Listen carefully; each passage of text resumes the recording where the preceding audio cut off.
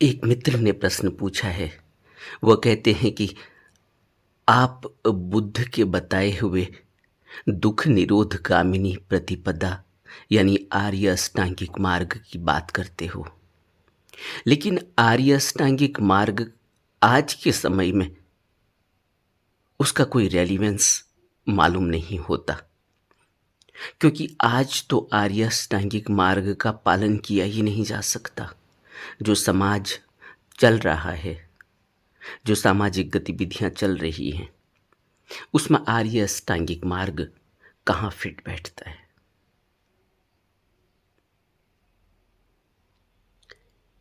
इनका प्रश्न बाहरी रूप से देखने में बड़ा तर्कसंगत लगता है, लेकिन अगर हम बुद्ध के समय की भी बात करें तो तब भी हमें यही लगेगा कि आर्य अष्टांगिक मार्ग का पालन करना तो बहुत मुश्किल का काम है। और कितने लोग थे जो आर्य अष्टांगिक मार्ग का पालन उस समय कर पाए होंगे।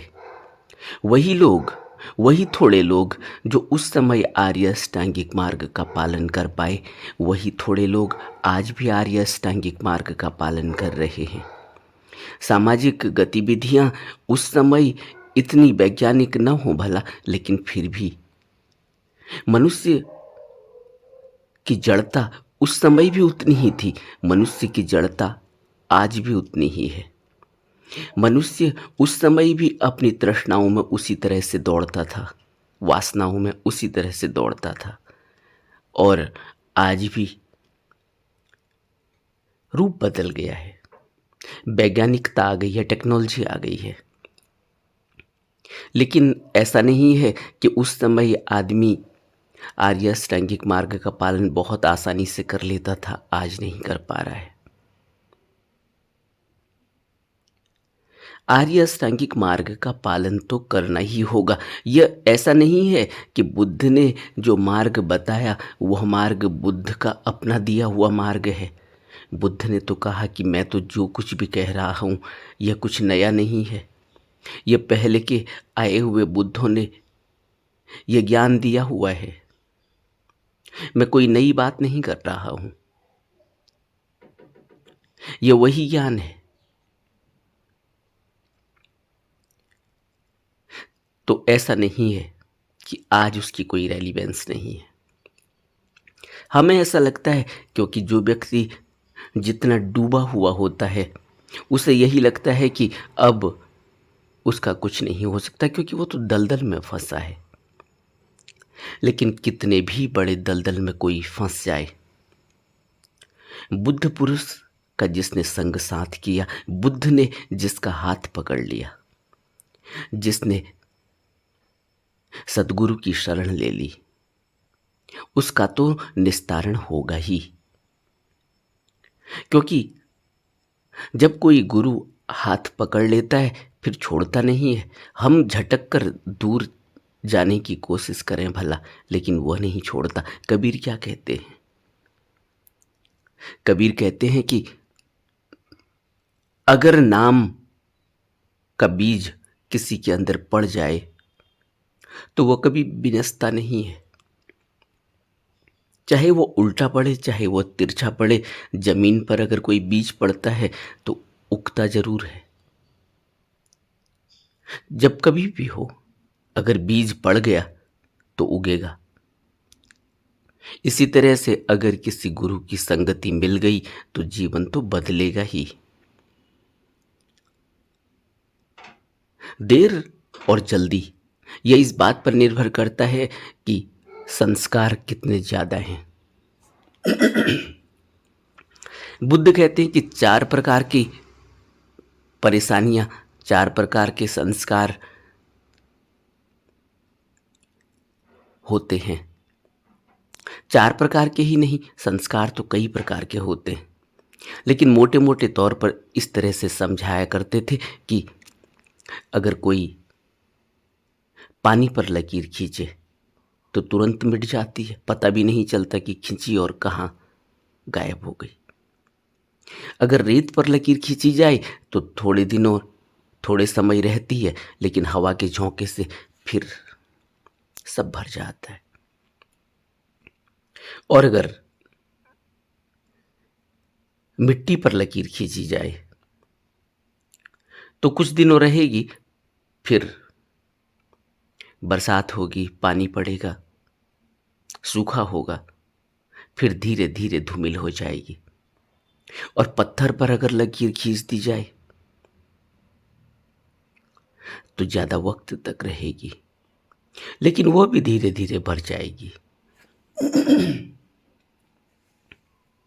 इसी तरह से कोई भी संस्कार हो, कितना ही गहरा हो, लेकिन अगर संगति मिल गई, अगर अगर युक्ति मिल गई, अगर टेक्निक मिल गई, अगर साहस, दृढ़ संकल्प, संग साथ सतगुरु का मिल गया, तो जरूर एक दिन ऐसा होगा कि वो सब संस्कार धूमिल हो जाएंगे। कितना भी बड़ा संस्कार हो, बुद्ध कहते हैं कि दुख निरोध गामिनी है आर्य अष्टांगिक मार्ग, और इससे सभी दुखों का नाश हो जाता है। कैसे हो जाता है? आर्य अष्टांगिक मार्ग के 8 अंग हैं। इन 8 अंगों पर अगर हम विचार करें तो क्या हम सोचते हैं कि हमारी जिंदगी परिवर्तित नहीं होगी? क्या हम सोचते हैं कि आर्य अष्टांगिक मार्ग का पालन अब नहीं किया जा सकता? ऐसा नहीं है। बुद्ध ने राजमहल छोड़ा। क्या बुद्ध को कोई परेशानी, कोई दुख था? एक प्रश्न है यह। अभी एक मित्र ने प्रश्न पूछा था कि जो डिप्रेशन में होते हैं वह लोग विपश्यना शिविर में जाते हैं। आप इस बात से कितना सहमत हैं? मैं इस बात से सहमत नहीं हूं। क्या बुद्ध डिप्रेशन में थे? क्या बुद्ध ने वास्तविकता को भांप लिया कि मृत्यु तो होगी ही? अगर यह व्यक्ति जो कल तक था, अभी पहले पल तक था, अभी जमीन पर गिर गया है और ये 4 लोग इसको उठाकर ले जा रहे हैं, अब इसके अंदर कोई हरकत नहीं, तो कल ऐसा ही होगा कि मैं भी जमीन पर गिर जाऊंगा और मुझे भी 4 लोग इसी तरह से उठाकर ले जाएंगे। तो फिर कौन था? फिर ये कौन है जिसका अभी वजूद है, जो अभी चेतन है? फिर वो कौन है जो फिर जड़ हो जाता है? फिर वो चेतनता कहाँ चली जाती है? इसका पता लगाना होगा, और यह पता मृत्यु के बाद नहीं लगाया जा सकता।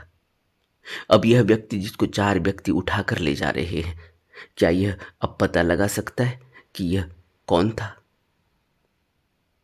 क्योंकि शरीर वैसा ही है, लेकिन बोलता नहीं, आंखें देखती नहीं, कान सुनते नहीं, नाक सूंघती नहीं, त्वचा स्पर्श का अनुभव नहीं कर पाती, जीभ स्वाद का अनुभव नहीं कर पाती, सब कुछ जड़ हो गया। क्या अब यह व्यक्ति यह जानने की कोशिश करेगा कि यह चेतनता कौन, कहाँ थी, कौन थी, कहाँ गई? इसलिए जानना तो पहले ही होगा। जब तक चेतनता है तभी तक जाना जा सकता है। इसलिए बुद्ध ने राजमहल छोड़ा कि खोज करनी होगी। ऐसा नहीं कि बाहर खोज करनी होगी तो राजमहल में नहीं हो सकती। राजमहल छोड़ा एकांत के लिए, राजमहल छोड़ा कि कोई बता सके, इसलिए सीधे गुरु के पास गए, आलार कालाम के पास गए। और आर्य अष्टांगिक मार्ग जब हमें दिया तो हमें क्या हिदायत दी? आर्य अष्टांगिक मार्ग का पालन अब नहीं किया जा सकता। क्या हम यह सोचते हैं कि सम्यक दृष्टि अब नहीं जग सकती? क्या है सम्यक दृष्टि? आर्य अष्टांगिक मार्ग के 3 पिलर हैं, 3 भाग हैं। उन 3 भागों के 8 अंग हैं। पहले भाग को अगर हम प्रज्ञा कर लें तो उसमें सम्यक दृष्टि और सम्यक संकल्प है। अगर हम दूसरे भाग को शील कहें तो उसमें 3 अंग हैं। सम्यक वाक है, सम्यक कर्मांत है, सम्यक आजीविका है। टोटल मिलाकर हो गए 5। और उसके बाद है तीसरा भाग, सम्यक समाधि। उसके भी 3 अंग हैं। उसमें सम्यक व्यायाम, सम्यक स्मृति और सम्यक समाधि। ये टोटल 8 भाग हो जाते हैं। इसको हम आर्य अष्टांगिक मार्ग कहते। अब यह जो 8 अंग हैं, इन 8 अंग में क्या हम इन 8 अंगों को अपने जीवन में नहीं उतार सकते? क्या हम सम्यक दृष्टि को पैदा नहीं कर सकते? क्या हमारे अंदर वह इंटेलेक्ट नहीं है? जब हम संसार में इतना कामकाज कर रहे हैं, इतना टेक्नोलॉजी का विकास कर रहे हैं, इतने टेक्नोलॉजी को यूज कर रहे हैं, रोज नए नए आविष्कार कर रहे हैं, तो क्या हम सम्यक दृष्टि से यह नहीं जान सकते कि यह चेतन कब जड़ हो जाता है, कब यह जड़ चेतन हो जाता है, कैसे यहाँ जीव आ रहा है और कैसे यह जीव जा रहा है? हमारी देखने की क्षमता का विकास क्यों नहीं हो सकता? हम क्यों नहीं देख पाते? क्या हम नहीं देख सकते? क्या हम बुद्ध की तरह नहीं यह महसूस कर सकते कि यह जो चेतन था पल पहले, यह अब जड़ हो गया? तो वो चेतनता कहाँ गई? क्या हमारे वहां घर में कोई मौत नहीं हुई अब तक? क्या हमने कोई मौत देखी नहीं? क्या हमने किसी पड़ोसी को मरते हुए नहीं देखा? उसको ले जाते हुए नहीं देखा? उसको जलाते हुए नहीं देखा? हम कितनी बार शमशान घाट में जा चुके हैं लोगों को पूरा करने के लिए, लोगों को पूरी आहुति देने के लिए। क्या हमारे अंदर सम्यक दृष्टि पैदा नहीं हुई कि जीवन एक दिन ऐसे ही चला जाएगा? तो यह चेतन जड़ हो जाता है, तो यह जब जड़ता हो जाती है इस शरीर में, तो यह चेतनता कहाँ चली जाती है? क्या इसके लिए हमें यह कहना होगा कि नहीं, अब यह नहीं खोजा जा सकता क्योंकि यह तो बुद्ध के समय की बात थी, आज से 2800-2900 साल पुरानी बात थी, अब यह सारगर्भित नहीं है, अब यह आज के समाज में रेलिवेंट नहीं है? क्या आज रेलिवेंट नहीं है? क्या आज मौत नहीं होती? क्या आज हम मौत को सम्यक दृष्टि से देख पा रहे हैं जैसे बुद्ध ने देखा था? और सम्यक संकल्प, बुद्ध ने संकल्प लिया कि यह चेतन कहाँ गया, यह जड़ हो गया शरीर और इसको यह ले जा रहे हैं, अब यह आग में जला दिया जाएगा या जमीन में दफना दिया जाएगा। जब यह आग में जला दिया जाएगा तो यह उस समय भी कुछ आह भी नहीं करता, और जब इसको चील कौओं के लिए, कुत्तों के लिए छोड़ दिया जाएगा तो यह आह भी नहीं करता, सब इसको नोच नोच के खा जाते। तो फिर इस शरीर में कौन था जो अब तक चेतन था? क्या हमने कभी इस पर गहरे में विचार किया है? क्या हमारे अंदर यह संकल्प कभी पैदा हुआ कि यह खोज तो करनी ही होगी, क्योंकि यही खोज है, बाकी सारी की गई खोज व्यर्थ हो जाएंगी, क्योंकि एक दिन जीवन चला जाएगा, एक दिन हम भी जड़ हो जाएंगे। तो फिर वो जो खोज हमने की है उसका क्या रेलिवेंस है? अगर यह प्रश्न पूछा जाए कि इस खोज का क्या रेलिवेंस है, आपने टेक्नोलॉजी का विकास कर लिया, आपने नए नए मोबाइल फ़ोन इस्तेमाल करने शुरू कर दिए, आपने नई नई वैज्ञानिक खोजों को अपने जीवन में उतारना शुरू कर दिया, लेकिन रेलिवेंस क्या है? क्योंकि एक दिन यह शरीर जड़ हो जाएगा और 4 लोग इसे उठाकर जलाने ले जाएंगे, जला देंगे या ज़मीन में दफना देंगे या चील कौओं के लिए छोड़ देंगे।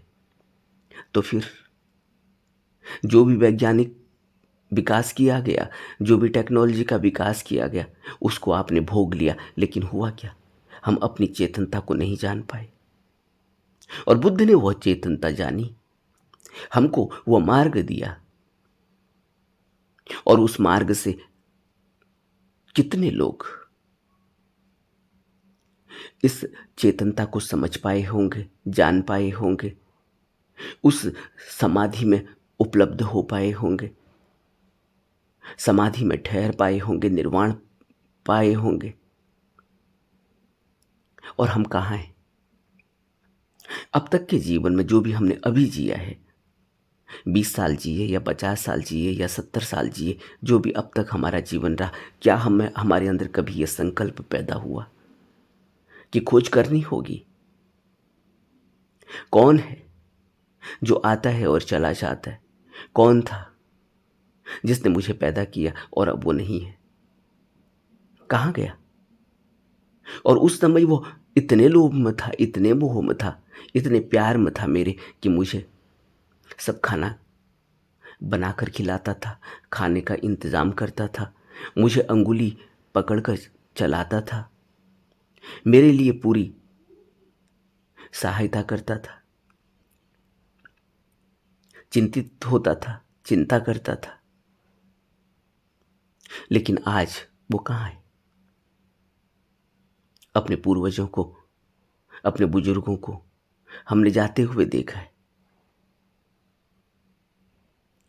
तब हम क्या सीख पाए? क्या यह अब नहीं होगा समाज में? समाज में अब भी यही होगा। यह एक लगातार कारवां सा चलता जा रहा है और हम इसकी कतार में खड़े हैं। कुछ आगे खड़े होंगे, कुछ पीछे खड़े हैं, लेकिन कतार में तो हैं ही। एक वक्त आएगा हम जड़ हो जाएंगे, गिर जाएंगे जमीन में, और फिर हमें भी ऐसे ही कोई चार लोग उठाकर चील कौओं को डाल देंगे, या एक निश्चित जगह पर जाकर आग लगा देंगे, या जमीन में दफना देंगे, बहा देंगे, और हमारा वजूद खत्म हो जाएगा। तो फिर किसका वजूद था? फिर कौन है जो आज ये कह रहा है कि मैं हूं, मेरा नाम यह है, मेरी पढ़ाई यह है, मेरा पद यह है, मेरी प्रतिष्ठा यह है, और मैं इतना काम कर रहा हूं समाज के लिए, देश के लिए, विदेश, संसार के लिए, लोगों के लिए।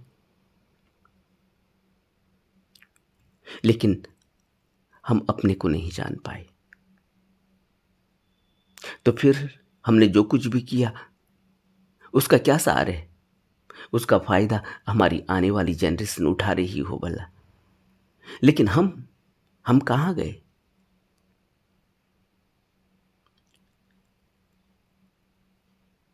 इसका प्रश्न, इसका हल, इस प्रश्न का उत्तर, यह प्रश्न कभी हमारे दिमाग में उठा है? अगर उठा है तो हमने उसके आगे क्या प्रयास किया? और बुद्ध हमसे कहते हैं कि आर्य अष्टांगिक मार्ग से समस्त दुख दूर हो जाएंगे। दुख क्या है? मौत के बाद भी तो दुख दूर हो जाते। लोग तो यही कहते कि जब मर जाएंगे तो सब दुख दूर हो जाएंगे, फिर इन बाल बच्चों की चिंता नहीं रहेगी, फिर इनके लिए क्या इंतजाम करना है इसकी कोई चिंता नहीं रहेगी, क्योंकि फिर हम होंगे ही नहीं। क्या हो रहा है हमें कुछ पता नहीं चलेगा। लेकिन जीवन इतना ही नहीं है कि हम मर गए तो खत्म हो गया सब कुछ। ज्ञानियों ने, बुद्धों ने तो इसके बाद के जीवन के बारे में भी बात की और अनंत जीवन की बात की। इसी को तो बुद्ध कह रहे कि संस्कार फिर पैदा हो जाएगा, यह मन फिर पैदा हो जाएगा। लेकिन हमें कुछ भी पता नहीं। और संस्कार कैसे पैदा होता है इसको जानने के लिए मरने की जरूरत थोड़ी है। संस्कार कैसे पैदा होता है इसको जानना है अगर, तो बहुत आसान है। कोई व्यक्ति सामने से आ रहा हो जिससे तुम्हारी कभी लड़ाई हो गई, कभी झगड़ा हो गया, कभी कहासुनी हो गई, कभी एक दूसरे के प्रति ऐसा कुछ हो गया कि आज उसके प्रति नफरत हो गई है। सामने से आ जाए चेहरा, उसका सामने दिखाई पड़े, अपने अंदर देखो तो जरा क्या होता है। चेहरा लाल हो जाता है, उसी समय दिल की धड़कनें बढ़ जाती हैं। क्या है यह?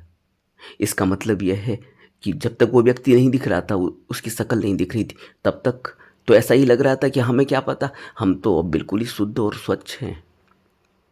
और उसके दिखते ही क्या हुआ अंदर, क्यों हार्ट बीट बढ़ गई? इसका मतलब कोई संस्कार है अंदर, कोई याद, कोई वह बातें अंदर बैठी हुई हैं। तभी तो मुंह लाल हो गया, तभी तो सारे रोंगटे खड़े हो गए। और यही बात सच है, न हो किसी से नफरत, प्यार ही हो किसी से, जब वो सामने से उसकी शक्ल दिख जाए तब क्या होता है। यही तो संस्कार है। और अभी अगर यही शरीर छूट जाए तो यही सब कुछ संग चला जाएगा और ट्रैप हो गया कहीं हवा में। और फिर उसमें चेतनता तो है ही, अगर चेतनता नहीं होती तो क्यों रोंगटे खड़े हो गए। अगर चेतनता नहीं होती उस विचार में, उस याद में, उस स्मृति में, तो क्यों मुंह लाल हो गया, क्यों पसीना आने लगा, क्यों आंखों में चमक आने लगी, क्यों आंखें लाल हो गई।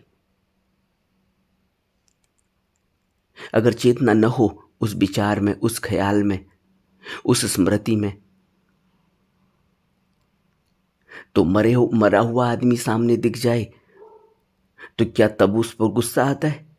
और गुस्सा आता भी है तो क्या करोगे, उसको मार भी दोगे तो कोई रिएक्शन तो होने वाला है नहीं। या मरे हुए आदमी को थोड़ी कोई इस तरह का भाव पैदा होता है कि उसकी आंखें लाल हो जाती हैं, उसका मुंह लाल हो जाता है, उसका मुंह काला हो जाता है, उसकी धड़कनें बढ़ जाती हैं। किसी मरे हुए आदमी को देखा, मरे हुए आदमी के सामने उसका सबसे बड़ा विरोधी चला जाए, सबसे बड़ा दुश्मन चला जाए, तो क्या होगा उस मरे हुए आदमी को। लेकिन अगर जिंदे आदमी के सामने चला जाए तो क्या होता है, यह हम सबका अनुभव नहीं है। तो मरने के बाद भी इसी तरह से वह संस्कार चेतन रहता है और फिर शरीर लेकर वापस आ जाता है। अब इसको देखना है अगर, तो अपने शरीर में ही देखो। कहीं ऐसा थोड़ी है कि जब वो नया शरीर लेगा तब तुम उसको देखोगे, तब तो तुम देखोगे ही नहीं। तुम अभी देखो, सामने से कोई तुम्हारा प्यारा आ जाए तो क्या होता है। कुछ भी तो नहीं होना चाहिए। जब कोई प्यारा नहीं आता, जब कोई अनजान व्यक्ति सामने से गुजर जाता है, क्या होता है, कुछ भी नहीं होता। आया चला गया, नजर भी नहीं पड़ती। फिर क्या हो जाता है। हजारों लोग सुबह से लेकर शाम तक 8-10 घंटे में हम ऑफिस में रहते हैं, आते हैं जाते हैं। हजारों लोग महानगरों में आर पार हो जाते हैं, अगल बगल से गुजर जाते हैं। क्या होता है, क्या कोई रोंगटे खड़े होते हैं। किसी एक से ऐसा हो जाता है, या कोई संस्कार अंदर लगा हुआ है वो हरा हो जाता है। दिखता है कोई ऐसा आदमी जो डरावना है, डर अंदर बैठा हुआ है, संस्कार है वो, तुरंत रोंगटे खड़े हो जाते।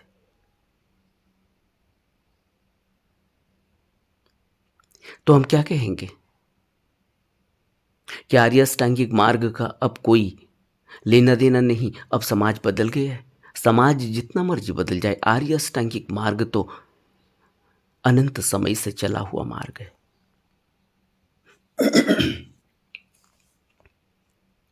अब बुद्ध ने सम्यक संकल्प की बात की और कहा कि प्रज्ञा तभी पैदा होती है, प्रज्ञा की निशानी है सम्यक संकल्प। तो क्या हम संकल्प ले पाए कभी बुद्ध की तरह कि अब मैं तब तक नहीं छोड़ूंगा जब तक कि मैं यह जान न लूं कि किसकी मृत्यु हुई है, किसको 4 लोग उठाकर ले गए, कौन मरा। हमारे अंदर कभी यह संकल्प नहीं जगा, क्योंकि हम, इसीलिए तो बुद्ध कहते हैं कि जो व्यक्ति तृष्णाओं के पीछे भाग रहा है वह संसारी है, और जो व्यक्ति तृष्णाओं का नाश कर देता है वह निर्वाण को उपलब्ध हो जाता है। ऐसा नहीं कि तृष्णाओं का नाश जब मर गए तो नाश हो ही गया, यह मत समझ लेना। क्योंकि कई बार हम ऐसी भूल कर देते, हम यही सोचते हैं कि मरते समय तो तृष्णाएं सब नष्ट हो ही जाएंगी, तो फिर निर्वाण उपलब्ध हो ही जाएगा। नहीं, जीते जी तृष्णाओं का नाश हो जाए तृष्णाओं का नाश करना होगा, खुद से करना होगा। ऐसा थोड़ी कि मर गए तो नाश हो गया।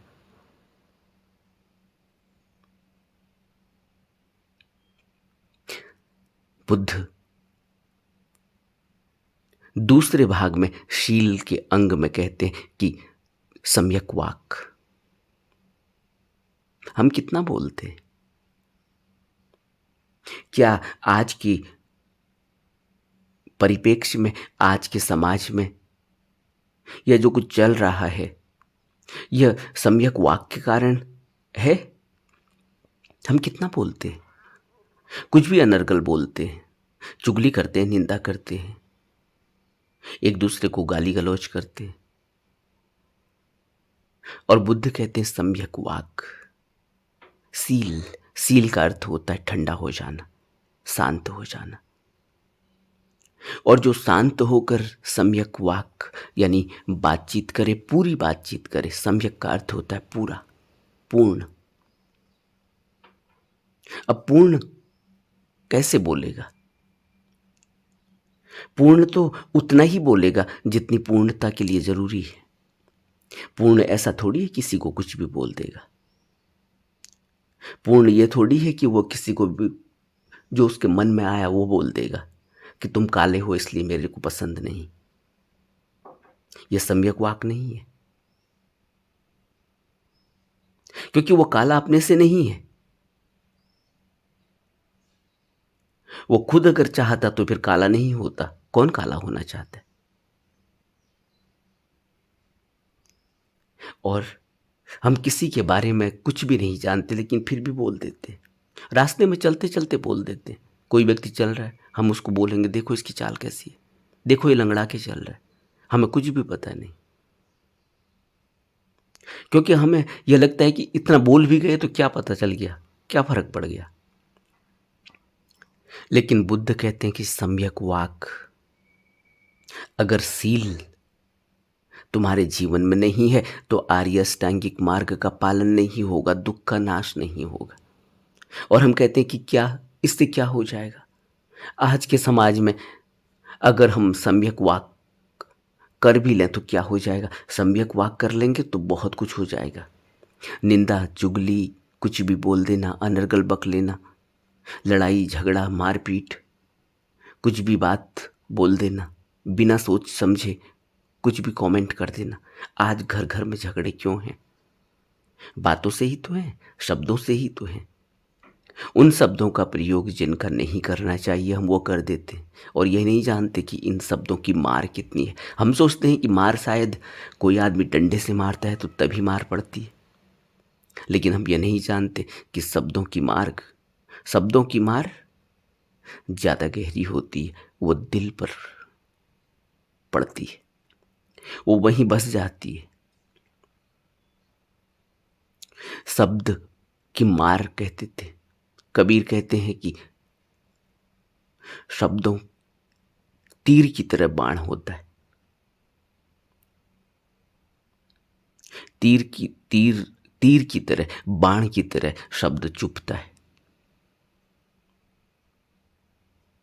लेकिन कबीर कहते हैं कि सद्गुरु के शब्द भी इसी तरह से बाण की तरह लगते हैं, चुभते हैं और जीवन बदल जाता है। और वहीं जब अपशब्द बोला जाता है वह भी चुभता है और संस्कार बन जाता है और जन्मों जन्मों तक पीछा करता है। और बुद्ध आर्य अष्टांगिक मार्ग में कहते कि सम्यक वाक, तुम जब बोलो तो तुम्हारे बोलने का उसमें कोई पूर्णता होनी चाहिए, उसका कोई अर्थ होना चाहिए। क्या आज की डेट में आर्य अष्टांगिक मार्ग का पालन नहीं किया जा सकता? क्या हम कुछ भी बोलेंगे क्योंकि लोग कुछ भी बोल रहे हैं, क्योंकि समाज में कुछ भी चल रहा है इसलिए हम भी कुछ भी करेंगे? इसीलिए तो हम उलझे हुए, इसीलिए तो हम भी फंसे हुए। इसीलिए तो बुद्ध ने राजमहल का त्याग किया होगा और खोज में निकले होंगे। और हम क्या कर रहे हैं? हम कह रहे हैं कि आज की डेट में कितना सार है इसका? क्या चुगली करने का सार क्या है? इससे क्या मिलता है? किसी की निंदा करने से क्या मिलता है, किसी को कुछ भी शब्द बोल देने से क्या मिलता है। हमारे ही ऊपर संस्कार पड़ता है और उन शब्दों को बोलने की संभावना और बढ़ जाती है और हम अपने को एक बहुत बड़े दलदल में फंसा लेते हैं, जहाँ से फिर निकलना मुश्किल हो जाएगा, क्योंकि आदत पड़ जाएगी। आपने देखा छोटे छोटे बच्चे स्कूल जाते हैं और किसी गाली देने वाले बच्चे के साथ रहने लगे अगर, तो कुछ दिनों में गाली बकने लगते हैं। उनके मुंह से कब गाली निकल गई उनको पता भी नहीं चलता, वो आदत में चली जाती है उनके, और फिर वो घर में माँ बाप के सामने भी कई बार मुंह से निकल जाता है। फिर मार पड़ती है, डांट पड़ती है, और कई कई कई कई जगहों में, कई कई स्टेट्स में तो इस तरह की भाषा ही इस तरह की है कि वहाँ इसी तरह से बात की जाती है, इसलिए उनके लिए वो बहुत नॉर्मल हो जाता है। वो गाली देकर ही बात करते हैं, घरों में भी इसी तरह से बात करते हैं। लेकिन जब वो किसी ऐसी जगह में जाएंगे जहाँ लोग उन शब्दों का इस्तेमाल नहीं करते, तो वहाँ उनको परेशानी हो जाती है। वो लोग भी सोचते हैं कि ये कहाँ से आ गए। लेकिन उनके लिए वो बहुत नॉर्मल है। वो घर में भी अपने बच्चों से भी ऐसी बात करेंगे, अपनी बीवी से भी ऐसी बात करेंगे, अपने यार दोस्तों से भी ऐसे ही बात करेंगे। पता नहीं कितनी गालियाँ उनके मुंह से निकल जाती, लेकिन वो बहुत नॉर्मल है। वहाँ के लोग उसको नॉर्मल समझते हैं, इसलिए उनको कोई फ़र्क नहीं पड़ता। लेकिन जब वो किसी दूसरे समाज में आते हैं तब परेशानी हो जाती है। तब वो फिर अपने को करेक्ट करते हैं, लेकिन करेक्ट करने में टाइम लग जाता है। लोग उन्हें असभ्य कहते हैं, अशिक्षित कहते हैं। लेकिन क्या फ़र्क पड़ता है? फ़र्क यही पड़ता है कि धीरे धीरे जब आदत गहरी हो जाती है तो संस्कार लगने लगता है, और वो संस्कार ऐसा होता है कि जरा भी कुछ ट्रिगर हुआ तुरंत ही बाहर निकल कर आ जाएगा। जरा सा भी किसी ने आंख दिखा दी, तुरंत वो जो संस्कार था वो प्रबल हो जाएगा, और फिर मारपीट, झगड़ा, झांसा, कोर्ट कचहरी तैयारी खड़ी है। ऐसे होता है। अब कोई पूछे कि संस्कार कैसे काम करते, ऐसे ही काम करते। लेकिन जो दूसरा सभ्य आदमी होगा, जिसके संस्कार ऐसे नहीं हैं, जो इस तरह के समाज में नहीं रहता, उसको क्या होगा? उसके अंदर वो संस्कार ही नहीं है। वो किसी को गाली देना भी चाहे तो नहीं दे सकता। आपने देखा कुछ लोग इस तरह से बहस करते हैं रास्ते पर। अब किसी की गाड़ी में किसी ने गाड़ी मार दी, अब एक आदमी, उसका संस्कार ही नहीं है गाली देने का, तो वो गाली दे भी नहीं पाता। चाहता भी ये देना, दे नहीं पाता। उसके मुंह से तू भी नहीं निकलता। आपने कुछ लोग ऐसे भी देखे होंगे। वो इतने भोले दिखाई देते, इतने सभ्य दिखाई देते कि तुम उनको देखकर ही अंदाजा लगा सकते हो कि यह आदमी का संस्कार ही नहीं है गाली देना, इस आदमी का संस्कार ही नहीं है लड़ाई झगड़ा करना। तो दूसरा आदमी जिसने गाड़ी मारी हुई होती है, अगर वह अभद्र है तो वो उस पर उल्टा चढ़ जाता है, कहता है नहीं तेरी गलती है। और फिर ऐसा सभ्य आदमी बड़ा डिप्रेस हो जाता है, अपने को कोसता है कि मैं कहाँ रह रहा हूँ, किन लोगों के बीच में फंस गया। आर्य अष्टांगिक मार्ग आज भी उतना ही रेलिवेंट है, क्योंकि हमने ऐसा नहीं कि हमने दूसरे को ठीक करना है, हमने अपने को ठीक करना है, अपने संस्कारों को ठीक करना है, क्योंकि यह संस्कार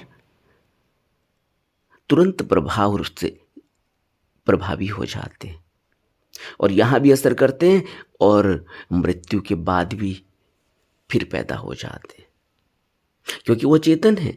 वह संस्कारों को जड़ नहीं किया जा सकता, क्योंकि वह संस्कार रूप का हिस्सा नहीं है। बुद्ध ने नाम और रूप दो भागों में बांटा मनुष्य को।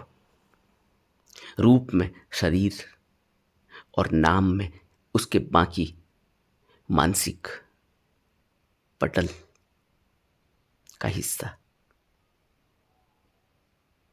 और यह मानसिक पटल, इसको कहीं देखा नहीं जा सकता, इसको कहीं रोका नहीं जा सकता। क्या रोकोगे किसी का? कोई आदमी तुम्हारे बारे में कुछ सोच रहा है तुम्हारे बगल में ही बैठकर, क्या तुम रोक लोगे उसको कि भाई तुम क्या सोच रहे हो? मैं देख रहा हूँ, मैं सब सुन रहा हूँ। तुम क्या विचार उठा रहे हो मैं देख रहा हूँ, मैं सुन रहा हूँ, मैं महसूस कर रहा हूँ। क्या तुम कह पाओगे किसी को? वह चेतन है। और मृत्यु के बाद शरीर तो यहाँ जड़ दिखाई देता है, लेकिन वह जो चेतन विचार था वह शरीर से निकलता है, ट्रैप हो जाता है, और फिर एक वक्त पाकर, फिर एक ऐसी परिस्थिति पाकर फिर रूप ले लेता है। इसको, ये शरीर की बनावट, ये मानसिक बनावट इतनी आसान नहीं है कि हम इसको जितना समझ रहे हैं, जितना शरीर को देख रहे हैं उतना ही है। इसलिए बहुत से लोग कहते हैं कि जिंदगी यही है, जो दिख रहा है वही है, इसके अलावा कुछ भी नहीं। लेकिन वो नहीं जानते कि इतना ही नहीं है। अगर इतना ही होता, अगर यही होता कि तुम यही हो और इससे पहले भी नहीं थे, इसके बाद भी नहीं होगे, तो तुम्हें तो बिल्कुल ही कोरे कागज की तरह होना चाहिए था। फिर तुम्हारे अंदर किसी प्रकार का संस्कार लगना ही नहीं चाहिए था। फिर तुम बुद्ध ही होने चाहिए थे बचपन से। लेकिन बचपन से हम कैसे हैं ये हमारे संस्कार बताते हैं, वो जो हम लेकर आए हैं, जिनकी वजह से हम पैदा हुए। इसीलिए तो एक बच्चा सीधे गन पकड़ता है, खिलौना, और दूसरा बच्चा चॉकलेट को शेयर करता है, तीसरा चॉकलेट को छिपा लेता है, वो दूसरे के बैग से पेंसिल चुराकर अपनी बैग में डाल लेता है। और एक बच्चा दूसरे को प्यार करता है, एक बच्चा दूसरे को धक्का मारता है, झटका देता है, झगड़ा करता है। छोटे छोटे बच्चों को देखो, संस्कारों का पता चलेगा, जिनको अभी कुछ नहीं सिखाया गया। सम्यक वाक कितना जरूरी है और कितना रेलिवेंट है आज के परिप्रेक्ष्य में। घर में कितने झगड़े होते हैं अनर्गल बकने से, कुछ भी बोलने से, और वो झगड़ों का रूप कितना विभत्स हो जाता है, कितना भयावह हो जाता है। कोर्ट कचहरी में जाकर वही आदमी जिसने 7 फेरे लगाए होते हैं, 7 जन्मों के सपने देखे होते हैं साथ रहने के, किस तरह से एक दूसरे के सामने खड़े हैं और एक दूसरे को किस तरह से व्यवहार कर रहे हैं, किस तरह से गालियां दे रहे हैं, बात कर रहे हैं, और यही एक दूसरे के लिए जीने मरने के सपने देखते थे। सम्यक कर्मांत शील का दूसरा अंग है। हम किस तरह से कर्म कर रहे हैं। किसी का भी जो हमारा नहीं है उसको उठा लेना।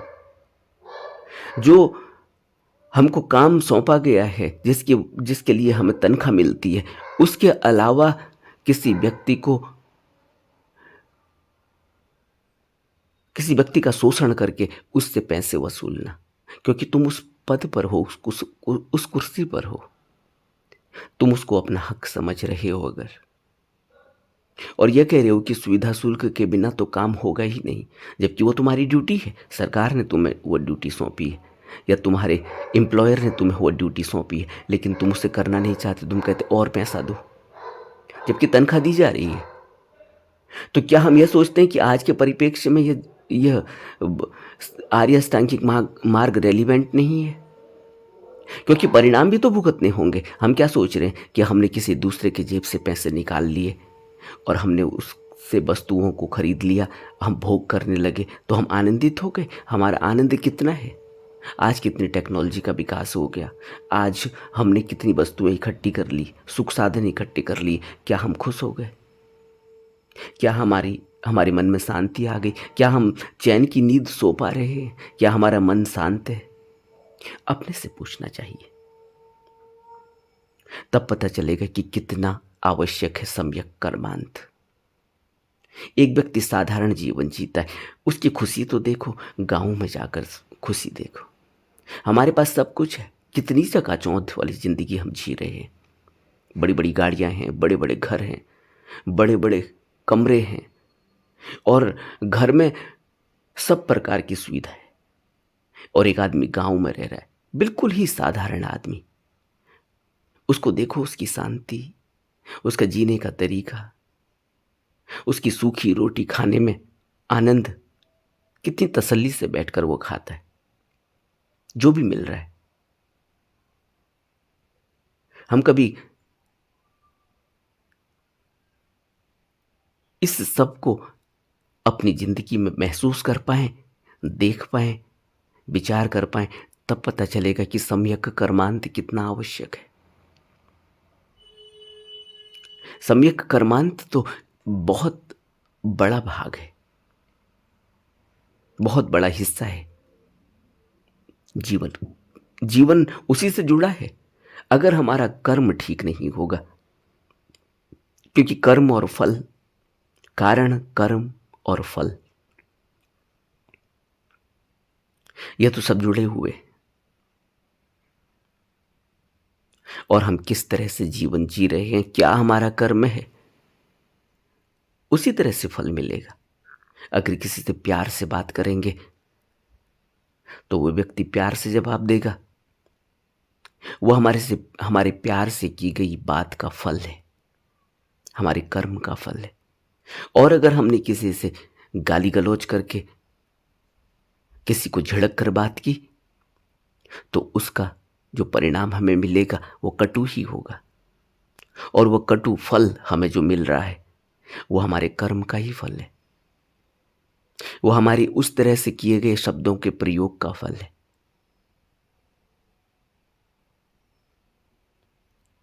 और अगर हम यह सोचें कि हम राजा हैं और हम इसी तरह से करेंगे, तो फिर राजा हो या भिखारी, जीवन अनित्य है, एक दिन मृत्यु आएगी ही। कोई या राजा यहां हमेशा के लिए नहीं रहने वाला, और कोई उसका जो दौर चल रहा है अभी ऐसा ही रहने वाला भी नहीं है। बीमारी बिना बताए आ जाएगी। इसीलिए बुद्ध ने इस शरीर की अनित्यता और वृद्ध और बीमारी को जीवन का सच हमें बताया कि यह जीवन का सच है। इसको भुलाना नहीं चाहिए, यह नहीं सोचना चाहिए कि मैं ऐसा ही रहूंगा, राजा की कुर्सी पर ही रहूंगा, मैं ऐसा ही रहूंगा, सब भोग करता रहूंगा, मैं ऐसा ही रहूंगा क्योंकि सबको डंडे के जोर पर अभी मैं हाँक लूं भला, क्योंकि अभी मेरे पास वह पद है, वो रुतबा है। लेकिन बहुत दिनों तक नहीं रहने वाला, एक वक्त आएगा जरूर, और तब जो पीड़ा होगी वो असहनीय होगी। और जो संस्कार लग गए हैं अब तक, वो पीछा नहीं करेंगे, फिर वो छोड़ेंगे नहीं, और मृत्यु ही से ही नहीं छूटेंगे, जन्मों जन्मों तक का फेरा पड़ जाएगा। सम्यक कर्मांत के बाद सम्यक आजीविका, हम किस तरह से अपनी आजीविका कमाते हैं, उसमें कितना शोषण दूसरे का जुड़ा हुआ है, उसमें कितनी हमारी मेहनत है, यह सब आंका जाता है, क्योंकि संस्कार पल प्रतिपल लग रहा है। यानी हर चीज रिकॉर्ड हो रही है, अंकित हो रही है, कहीं प्रिंट हो रही है, कहीं सब मास्टर प्रिंट हो रहा है, सब मास्टर प्रिंट, सब कुछ प्रिंट हो रहा है, सब कुछ जुड़ा हुआ है, सब कुछ इकट्ठा हो रहा है, सब कुछ स्टोर हो रहा है। इसलिए यह बहुत ज़रूरी है कि हम इस बात को समझ पाएँ।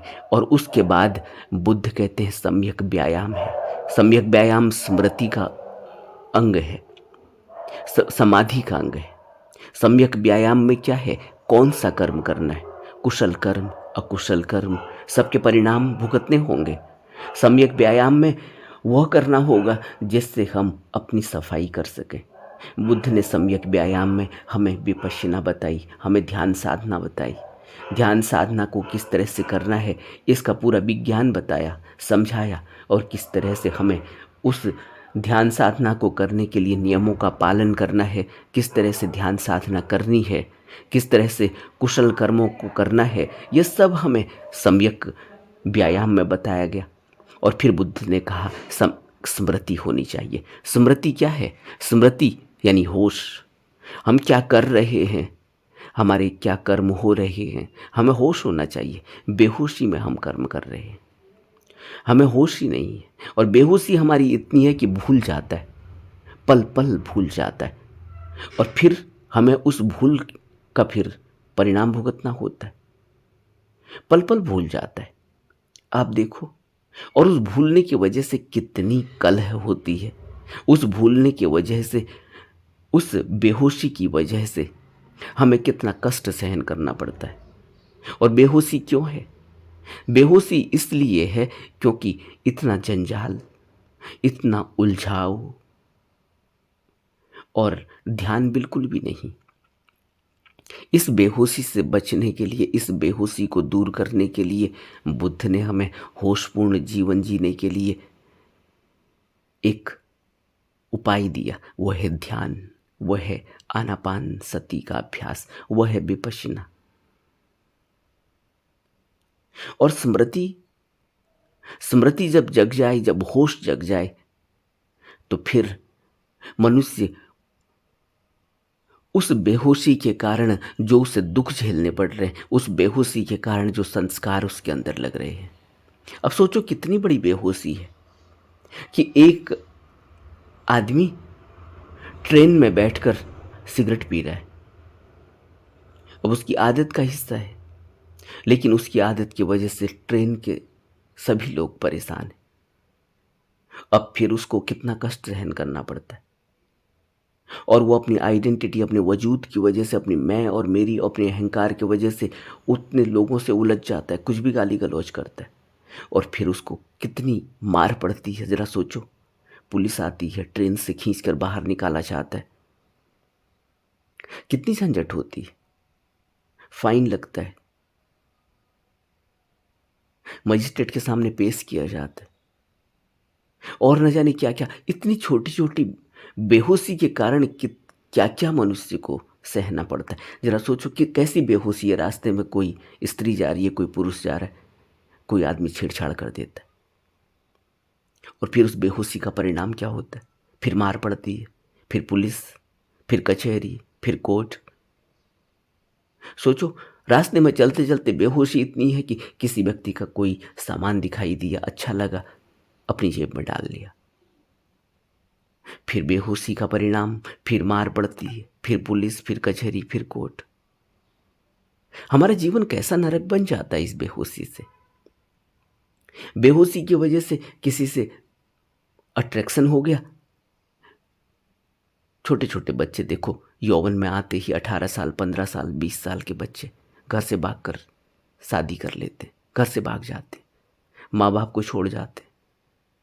और फिर उस बेहोशी से जो दुख झेलना पड़ता है, लगता तो है कि बड़ा सुख मिला कि अब हम अपनी अपनी जिंदगी जिएंगे, अब हम आज़ाद हुए। लेकिन आज़ाद कौन हो पाता है? उसके बाद जो झंझट होती है, उसके बाद जो सर पर रिस्पॉन्सिबिलिटीज आती हैं, जो ऑब्लिगेशन आती है, उसके बाद जो पहाड़ टूटता है, क्योंकि अब कोई बैक सपोर्ट नहीं, अब हमारा कोई भी नहीं। और फिर आपस में ही झगड़ा करते हैं, आपस में ही प्यार करते हैं। फिर एक स्थिति आती है जब पूरा बोझ पड़ जाता है, उस बोझ के नीचे दब जाते हैं। इस बेहोशी की वजह से अब जन्मों जन्मों का फेरा पड़ जाता है, यानी कितने संस्कार लग जाते। क्या आज की डेट में आर्य अष्टांगिक मार्ग रेलिवेंट नहीं है? क्या हमें यह कोई बताएगा कि हमें कैसे जीवन जीना है? बुद्ध ने आर्य अष्टांगिक मार्ग को बताया कि इसे दुख निरोधगामिनी प्रतिपदा है। बेहोशी के कारण हो रहा है सब कुछ। स्मृति जग जाए अगर, तो समाधि फलित हो जाएगी, स्थिरता आ जाएगी, रुक जाएगा मनुष्य। और सब समाधि फलित होगी तो बुद्धत्व उपलब्ध हो जाएगा, निर्वाण घटित हो जाएगा। क्या है जीवन का सार पता चल जाएगा, कितना बहुमूल्य है जीवन, कितना सौभाग्य है जीवन का पता चल जाएगा। ये सब जुड़ा हुआ है। लेकिन हमारा जीवन कहाँ है? अब यहाँ पर खड़े होकर अब तक जो भी इस वीडियो में बात की गई, इस पर यहाँ पर खड़े होकर विचार करें अगर, तो पता चलेगा कि हम कहाँ खड़े हैं और बुद्ध ने हमें क्या दिया, और हमारा जीवन जो अब तक हमने जिया है उसमें हमने क्या सीखा, क्या पाया, और हमने क्या अभ्यास किया अब तक। हम कौन कहाँ उलझ गए और हम कहाँ खड़े, और कल को क्या होगा हमारा। ऐसा नहीं है कि मौत से सब कुछ खत्म हो जाता है, कुछ भी खत्म नहीं होता। फिर यात्रा वहीं से शुरू होती है जहां से यह शरीर गिरा था, दूसरे शरीर में हो जाएगी। यही तो है कि जन्मों जन्मों का फेरा है।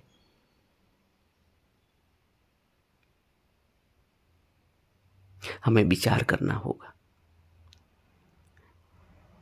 नमो बुद्धाय।